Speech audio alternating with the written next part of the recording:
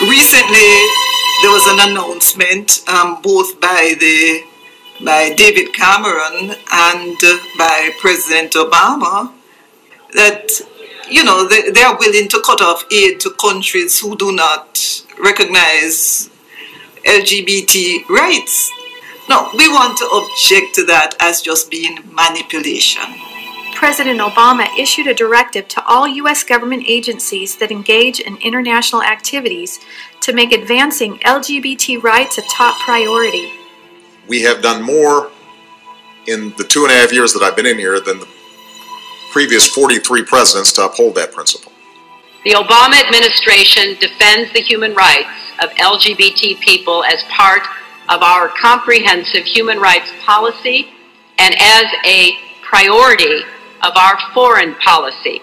For us, family stands at the heart of everything we do. We live for the family. Gay rights are human rights, and human rights are gay rights. We do not want any discrimination against anybody under any condition, whether sexual or otherwise.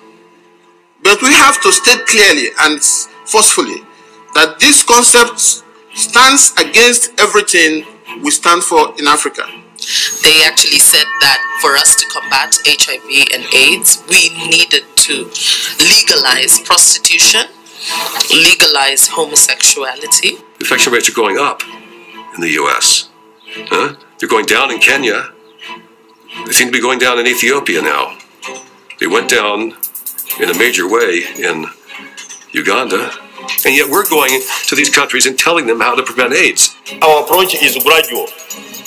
Abstinence, be faithful to each other, but if you can't, use the condom. What is amazing is that these countries that are harassing us, smaller countries, in these countries, the rate of HIV/AIDS, it is said to be out of control. What arrogance for us to tell them how to do something that they're doing better than we are. And that should be obvious to the casual observer. UNAIDS published and circulated an email which was false and malicious about me because they felt that they needed to have in the document language relating to men who have sex with men and sex workers. As a result of the pressure that UNAIDS put to bear in this email, I was advised that my contract would not be renewed. My brother Luigi and I had an opportunity to go to the United Nations where we saw developed countries trying to force the African countries to accept comprehensive sexuality education. It's about starting when we're with children about the expectation of roles, and we need to start there. This kind of education tells youth they can have fun and have sex and just use condom. This kind of message was a death sentence to not only both of my parents but also my brother Rogerio. This is because it lets our population believe they can let their guard down and they can actually behave in risky behavior because of the belief that these condoms can actually prevent AIDS 100%, and that is not true.